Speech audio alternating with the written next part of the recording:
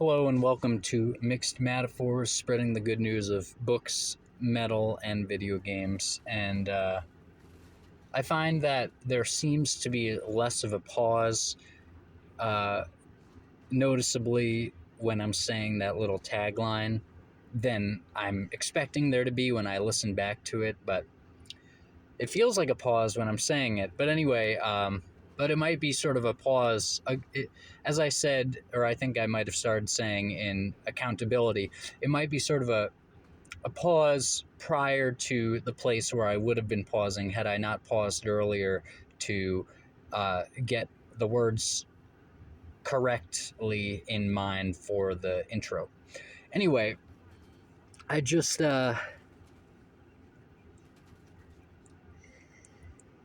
oh boy. Okay, so this is Odin's Game Day. That's Wednesday. Woden's Day, Odin's Day. I'm not making that up. That's what it's named after. Our days are named after Norse gods, and and our buildings are styled after the Roman Empire. And there may be other things going into your culture than you think there are, or than you've thought about. But okay, so today's theme is Perseverance. Now I'm recording this actually on the 1st of January 2024, and I worked every holiday this year, or at least all the sort of bigger Christmas, New Year's, and Thanksgiving, and any days associated with them, like Christmas Eve or New Year's Eve, or New Year's Day, whichever one you count as the smaller one of the two. But I've worked all these days 2 years in a row.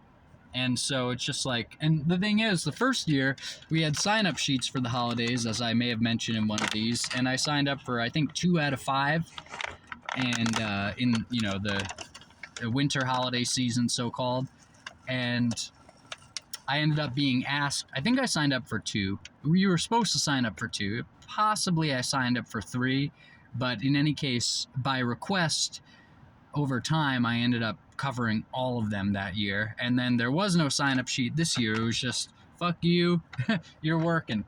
And of course, it's made worse because my schedule is altered from what they originally told me it was going to be.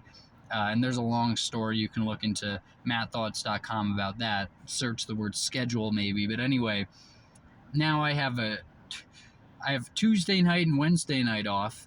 And with those nights off, I ended up working every single holiday for every one of my shifts. And I was going to say, well, I suppose New Year's night or the New Year's Day, the night of that, I might not be working. But then I thought, no, wait, it is New Year's Day and I am working tonight. I'm getting off tomorrow night. So perseverance, And as with many other things, I may not take exactly the tack that you're thinking of with this, in terms of, I don't always think perseverance is a good thing. Just like loyalty, people say like, oh, loyalty is a virtue. It's like, or people speak about loyalty as if it's a virtue. I don't think loyalty is necessarily a virtue. I think, in fact, of all the virtues, or the seeming virtues, I think loyalty is, at least, if it is one, it's at least the most, or one of the most conditional of them. It's like, loyal to whom? For what? In opposition to what? If you're loyal to somebody, that sounds like you're basically taking them over the needs of the situation or the morality of what you might be doing otherwise. So you're so loyal to somebody that you would lie for them, or you could sacrifice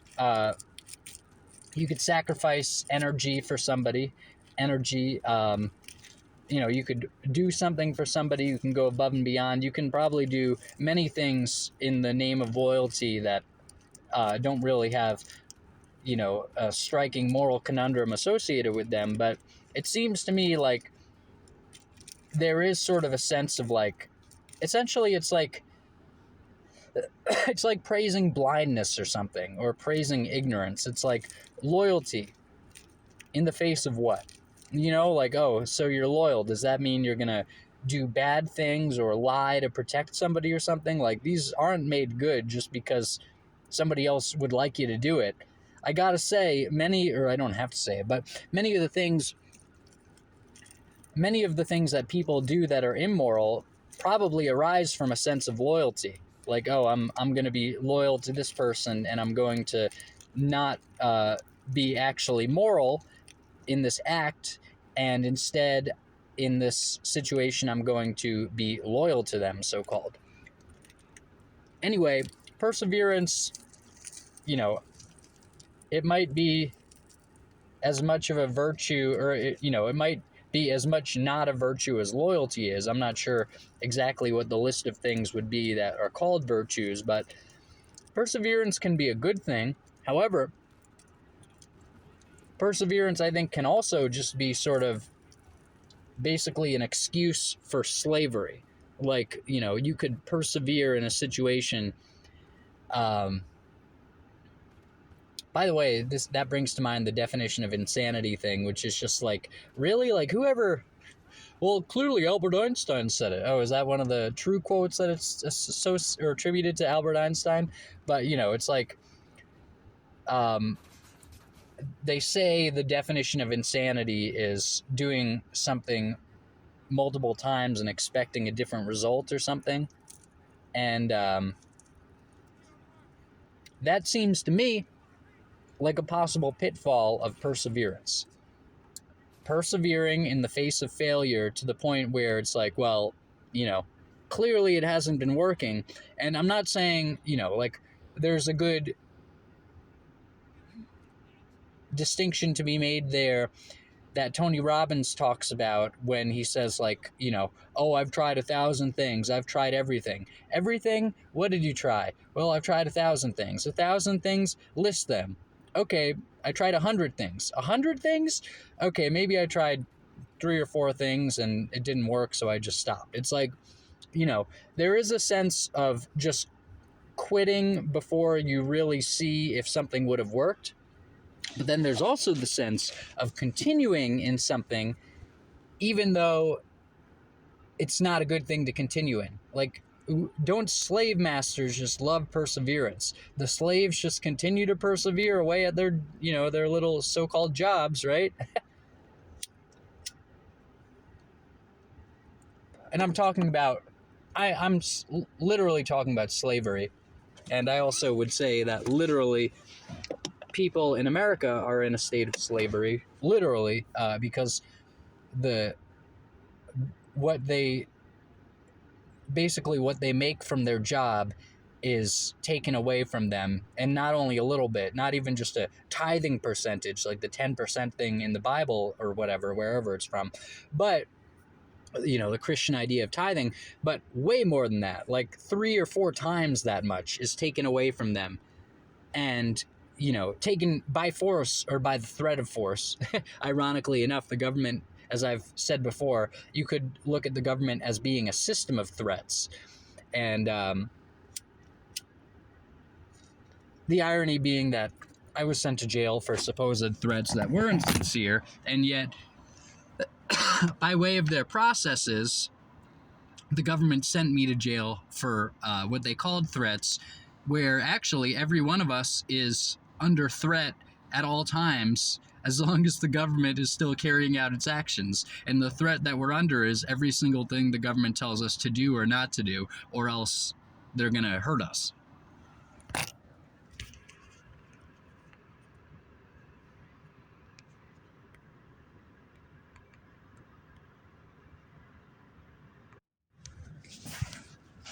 Anyway,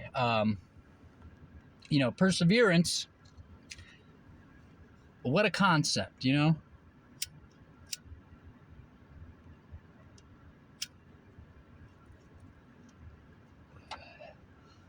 could persevere in a good way, or in your perseverance, it may sort of include trying different things with a certain goal in mind. And, oh, this thing didn't work, so you try the next thing. It's like Tony Robbins calls it his ultimate success formula. Essentially, strategically trying different things until something works. It's a little more specific than that, but so as not to plagiarize him, and also perhaps because if I sat here, I could probably think of the steps, but really mostly not to plagiarize him. His ultimate success formula is generally something like that. It's generally perseverance. And that's similar to the book Grit by Angela Duckworth, which I read. I think I read like maybe more than 100 pages of it or something. Doesn't sound very gritty of you, Matt. Well, it's actually like, I think that she may be right. Like, it may indeed be the key. Perseverance, like grit, i.e. perseverance, is the key to success. She said, like, all along people were looking for like what defined or what determined who was going to be successful in West Point, the military company fucking college. And who was going to be successful in the military industrial complex educational systems. And they tried these different things, and then it seemed to turn out that the people who were more perseverant, the people who had more grit in general, which is sort of an interesting thing to think about. Do you have perseverance, or, is it persevering in each different thing? And maybe you haven't been persevering in different things because it turned out that they weren't worth persevering in. But with grit, Angela Duckworth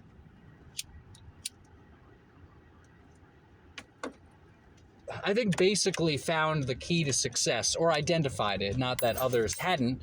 I mean, fuck it. Tony Robbins, I just told you that Tony Robbins' thing called the ultimate success formula, quote, the ultimate success formula, unquote, was basically, synonymous with perseverance. Intelligent perseverance, or perhaps perseverance with response rather than reaction to what happens, like perseverance, strategic perseverance maybe. And I would say that actually related to that, given that both of those things, both the Angela Duckworth stuff with grit and the Tony Robbins ultimate success formula, given that both of them have a lot to do with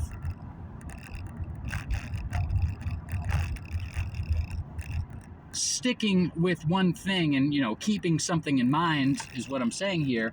Given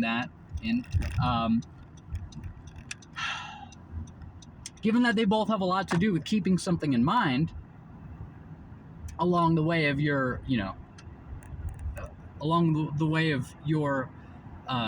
working towards something, I think the law of attraction comes in as well. Is it perseverance, or is it more specifically the perseverance of keeping your goal in mind until you achieve it and until it maybe manifests, so-called?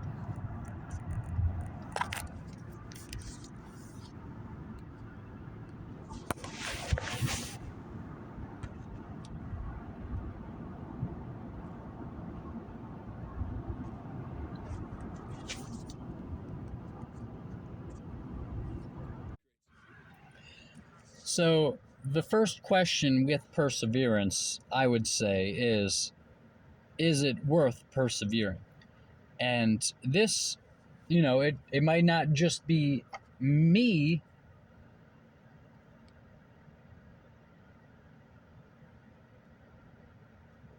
it is me there, not I. It might just, because who is a subject and it is a subject and me is a direct object of it. It's not really related to the who in terms of being an object or a subject or whatever. An object or a subject. So, it may not just be me who would say that, because both Shakespeare and Albert Camus, or Albert, I don't know if I'm just being pretentious saying Albert, but Camus, famous existentialist philosopher, they talked about to be or not to be. Of course, Shakespeare, it was the Hamlet soliloquy, and Hamlet, I like Hamlet. Hamlet's good, but Camus then wrote a whole, like, hundreds of years later, supposedly, he wrote a whole book. There's a book associated with Camus called The Myth of Sisyphus. And that talks about the myth of Sisyphus. Well, it's really an essay in the book, and then I think the book has a couple other essays, but it talks about the myth of Sisyphus, or maybe 2 or 3 more, or however many, or whatever. And how Sisyphus was, supposedly punished by the gods for stealing fire or something, so he was forced, he was condemned to roll a boulder up a hill until he got near the top or to the top or something, and then the boulder rolled back down the hill, and then he was condemned to roll it back up perpetually, and it would just keep rolling back down. Now, Camus, I haven't read the whole myth of Sisyphus. I read like a small bit of it, like maybe a page or probably fewer than 10 pages, but from what I've heard others say of it, it seems that Camus' answer is, because Camus says there is one important question in philosophy. So as I said, it might not just be me who boiled it down to this. Camus said, the most important question is, whether to kill yourself or not, or to, in the opposite presentation, whether to continue living. Whether to persevere, just in general, to persevere in this experience in general, or to kill yourself. I'm not saying to kill yourself here. Please, YouTube, don't give me a strike or anything. I'm just saying that was Camus' question. Or the question that he said was, the central one in philosophy. All of philosophy, which makes sense. Kill yourself or not. I'm not sure if I'd say that's the central question, but I think it's one of the big ones.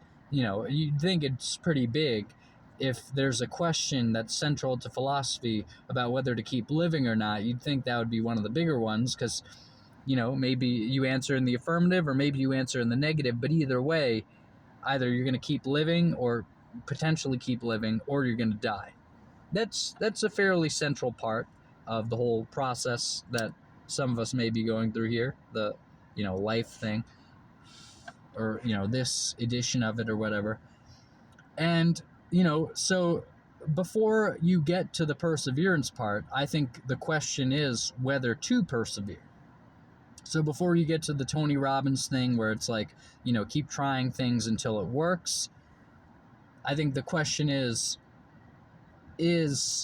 the process, or is the goal, is the destination worth it to begin with? Well, Matt, it's about the journey, not the destination. That seems, now that I'm saying it here, that seems a little artificial to me, about the journey, not the destination. I think that might, who are the people who say that? Who are the people who say that? Either the people throwing out different sort of cliches, or perhaps the people trying to brainwash you into suffering and whatever else they're doing in the culture. Those are the people who tend to say it's the journey, not the destination. Maybe it is true that it's the journey, not the destination, but I think that may be false, because the people who say it also tend to say things like,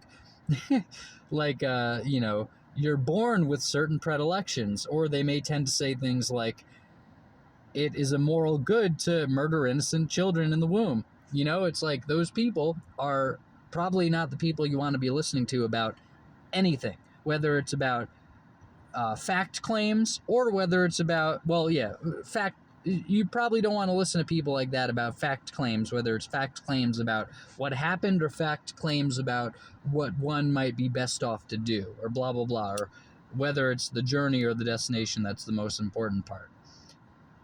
There wouldn't be the same journey if it weren't for the destination.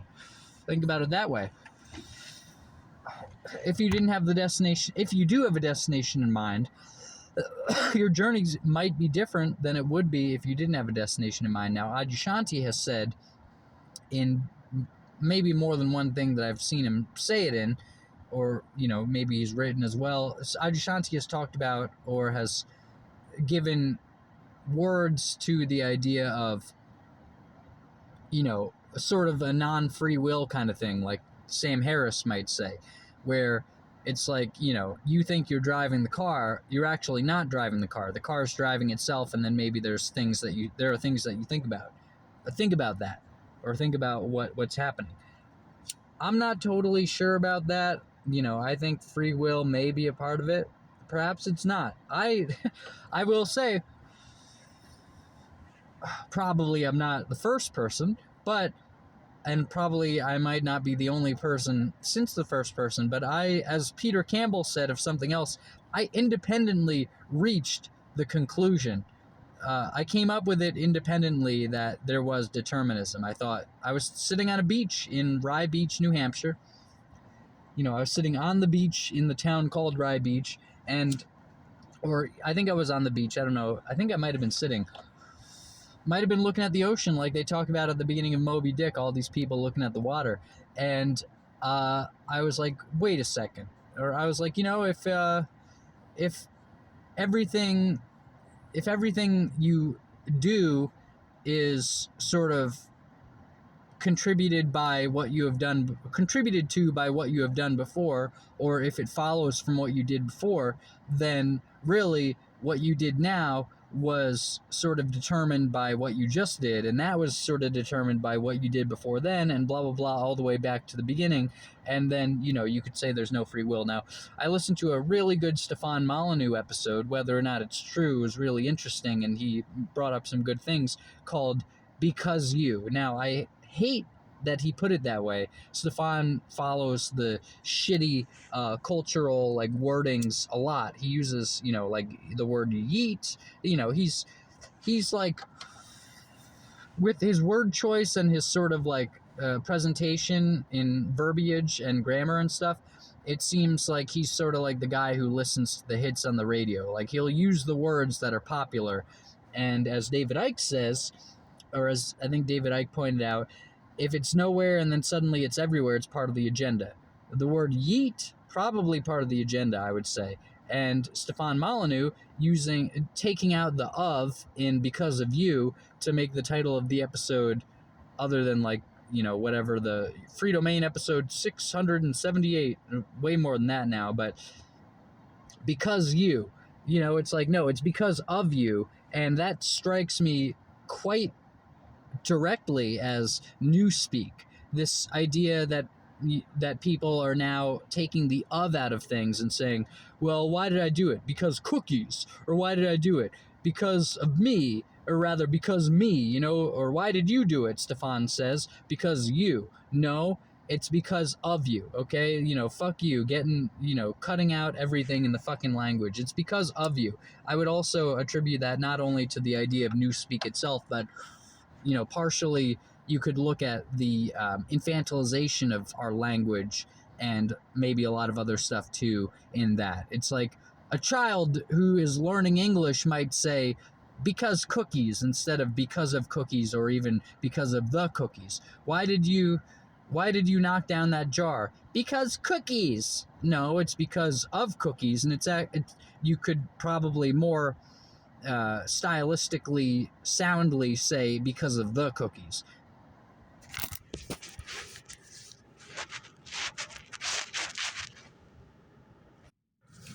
Anyway, in that episode, which is good, Stefan Molyneux of Free Domain, Stefan Molyneux, it was a call-in episode, but often he does get into pretty good what he refers to as rants. I don't like that term either, because rant has seemed to become pretty popular to use for anyone saying anything that lasts more than a sentence or two.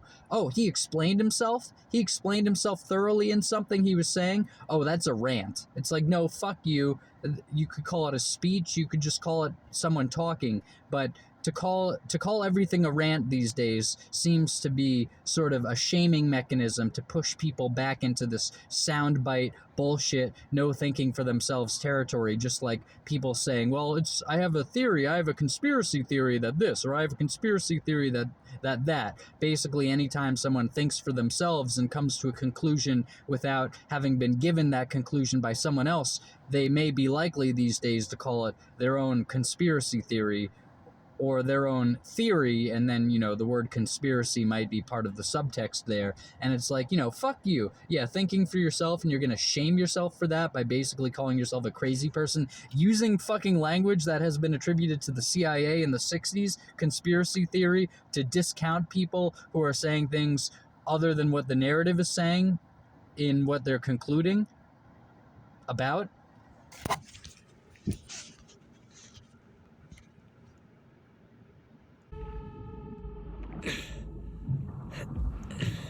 Come on.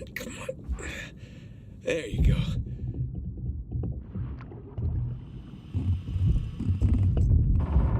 Oh, boy. All cargo present and accounted for. And with 5 minutes of oxygen to spare. Jesus. Hey, maybe you should hang out then. See if you can find some other treasures down there. Nah, I'm good. Wanna ride up? I'd love one.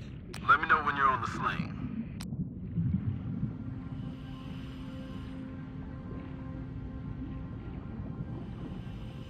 Okay, I'm in position. Get me out of here, will you? You got it. Going up.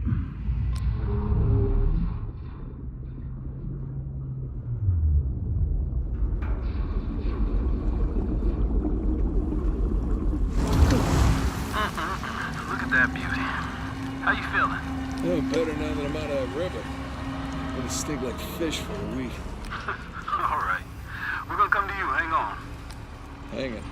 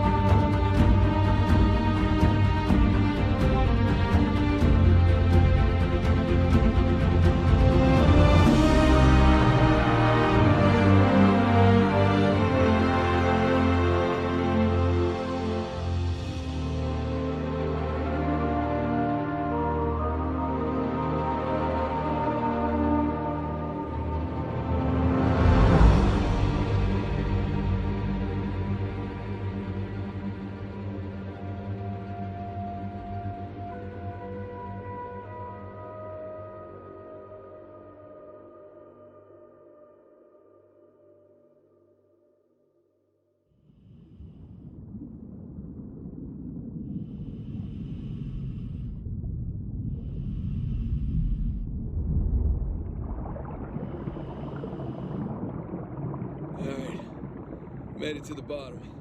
Okay. According to your signal, you're at the coordinates. Any sign of our home? No. Not yet, anyway. You got any pings from up there? Afraid not. All right. I'll just keep heading downstream. Copy that. Keep me posted. You got it. Hey, by my watch, you're down to a quarter tank. You want to come up? Nah, I'll be fine. Can't be far. If you don't find it soon, I'm calling it. I'll find it. All right.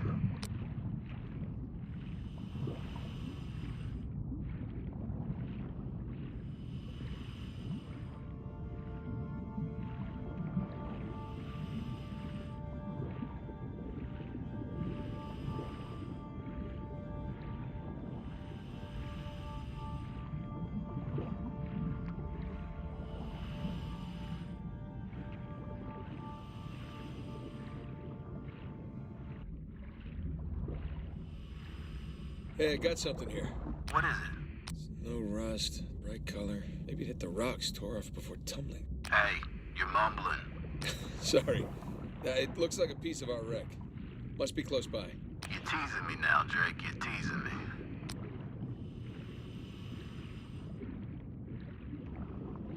Ah, there you are. I found it. All right. How's it look? It's beat up, but intact. All right, here we go.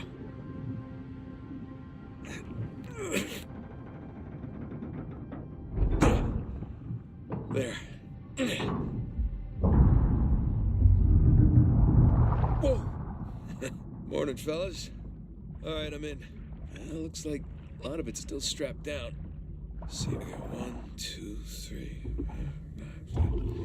Okay, by my count, we're shy 2 crates. I'm gonna go round them up.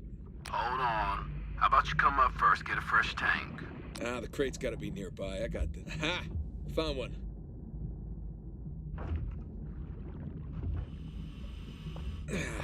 Crap. The crate's pinned beneath the trailer. Tell you what, secure the other crate first, then we'll lift the trailer up for you. You see, that's why you get paid the big bucks. Yeah.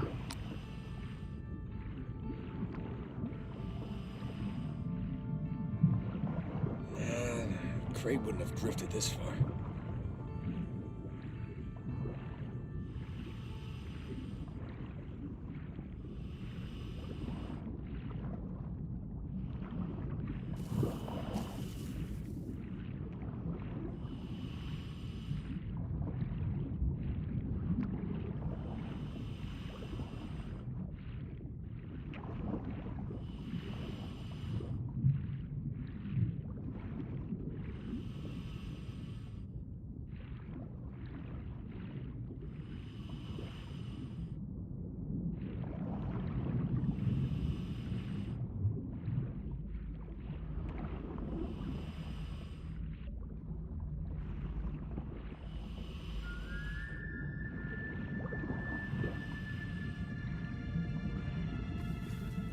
Ha!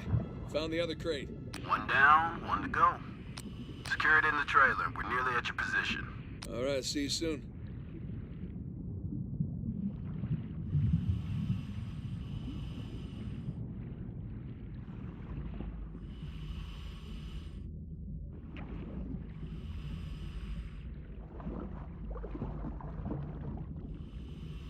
All right, that's one crate secure. Good timing. We're right above you. Sling's on its way down.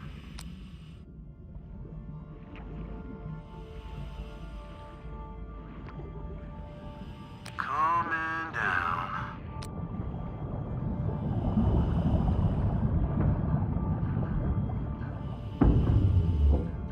Okay, it's in position. Look up the trailer. We'll raise it up a bit for you. Okay, got the cable. Gonna try looping it around one of the axles. That should work. Yep.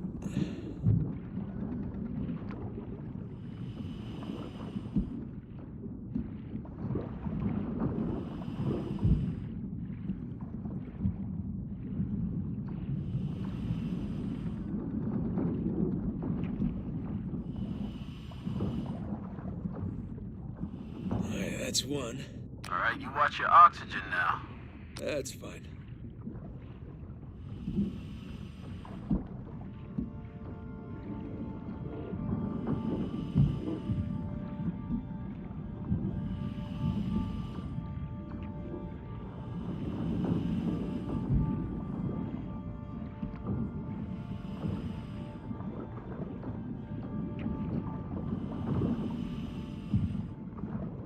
And that's two.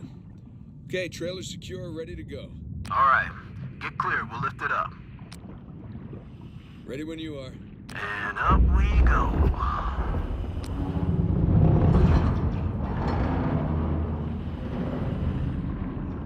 Okay, that enough? Yeah, plenty. Just don't drop it on me. No promises. Okay, I got the other crate. I'm gonna strap it in with the others.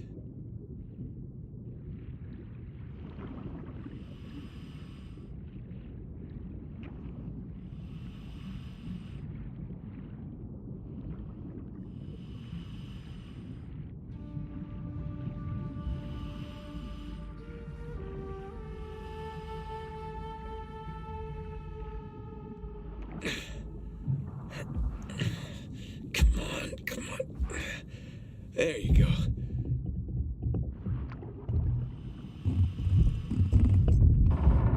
Oh boy.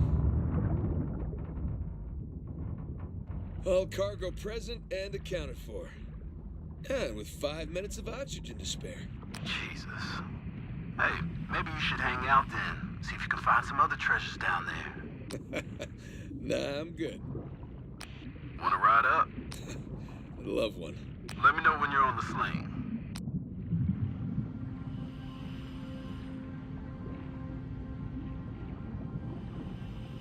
Okay, I'm in position. Get me out of here, will you? You got it. Going up.